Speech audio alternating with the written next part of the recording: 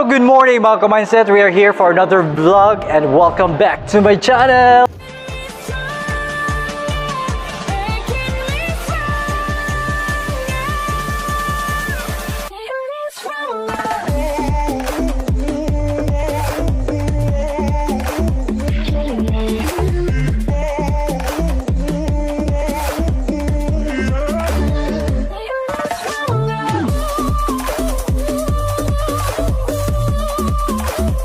So guys, we're actually here, very exciting guys, because this is a unique lifestyle pop-up vlog guys, and nandito po tayo ngayon sa Streetscape Cebu, of course together with BYC.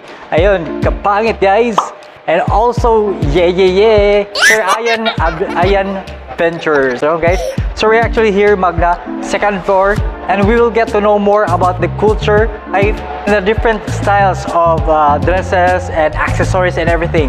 So I'm sure that excited na kayo. Ano pa hinihintay nyo? Tara, let's!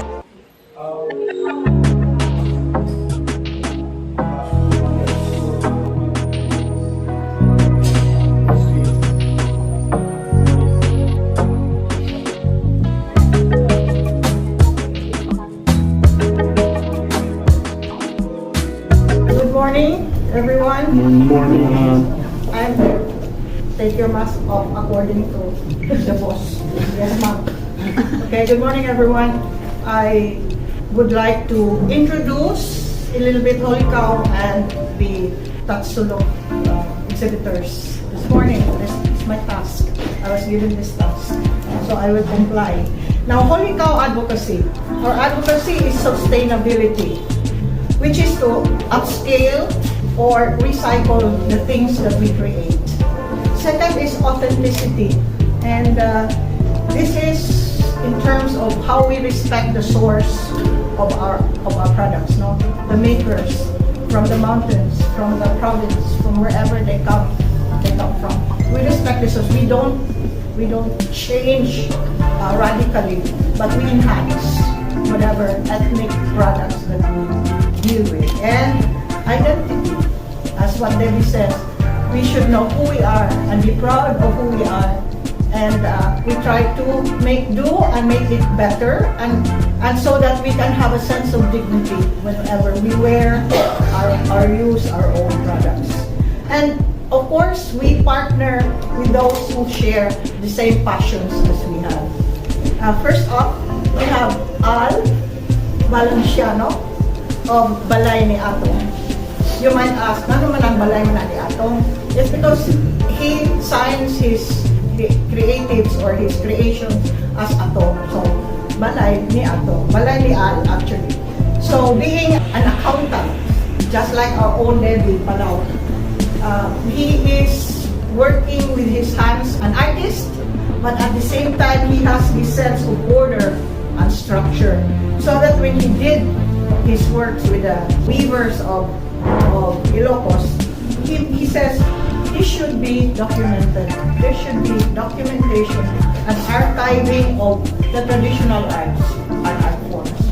So this is very important, because whatever we do over time, if nobody writes it down and nobody takes photos of it for the rest, for posterity, this will be gone, and we lose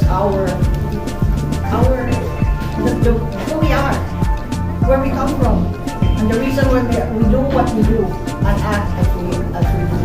So he went back. He was an accountant in Mindanao, and then he sort of found out naman yung mga naghipo, nag-weave.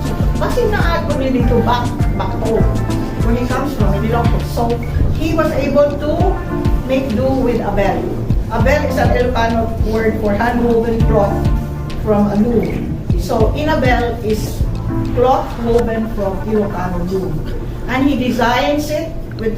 He makes sure that it is properly done in the tradition of the inabel, but he makes the design more contemporary. So we can use the habol and the scarves and kanang sa atong for our sofa. He makes the design more contemporary, so we can appreciate inabel the way it is today. And just like Debbie, he is one of the mentors of our Argao Habloneras. So, in the spirit of our advocacy, we just don't get, we share, we give back. We show these indigenous groups, these people who are doing our things, the outsourcing that we make. We let them know how to make do with their talents so that they will not be abused, so they will make proper accounting of what they do, and people will appreciate them more because they are doing business professionally. So next is gikamit pag-aatok ni from Filip Inna, Len, Cabili. She is from Iligan, Bisaya, and she has roots in Mindanao. Look at I'm wearing one of Filip Inna.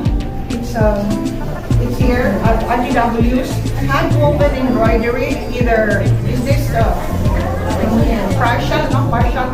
This is not full, the one I'm wearing. Yes. Partial embroidery, or there's one that is full embroidery from Mindanao indigenous people, the Tibuli and the Mamian. What is important for you to realize with Len is she advocates soft power. It's culture, using culture to promote economic growth. And in that sense, she is advocating ternocon, ang atong native wear, ang atong terno. Ternocon movement is putting the terno in the limelight. If you notice, there are some of our officials now wearing the terno more in the ordinary way of wearing it with a short skirt or with a short dress, but the terno on top.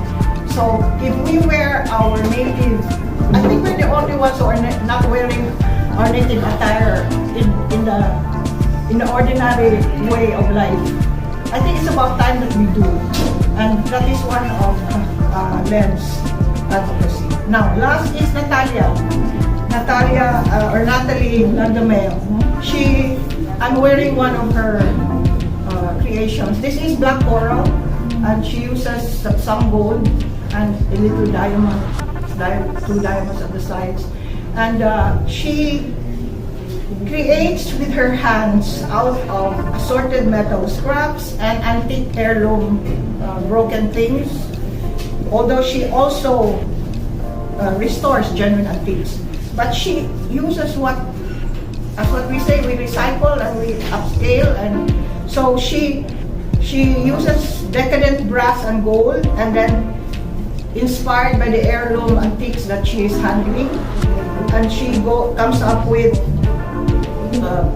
earrings and rings and bracelets. Her most important, most saleable is the giniling. The giniling brass or gold bracelets that you can recall the Tiffany and Company rings, celebration rings. It also celebrates the significant aspects of a woman's life. So this giniling, it's all there. It's a pack of 10, and she also uses stones from the river, the Kalinga River, and makes them into beautiful jewelry. So her work will remind you of, the Tiffany celebratory ring, the ones of Balay Ni Atong would remind you, the texture and the designs would remind you of Coco Chanel's, the textile that she uses for her suits. So if you'll realize, we have a very rich indigenous, ethnic, cultural materials that we have here. It takes a creative mind and the dexterity of creative hands to transform them into contemporary, internationally level of beauty and quality. So, ladies and gentlemen, the Tatsulok artists. our viewers would like to know more about this, inquire more, where can they find you? Can you please invite our viewers? Okay. The collection is available through my website, www.nlagdameo.com, and I'm more active on Instagram, NLagdameo. So, Right. so same name. Alright. Yep.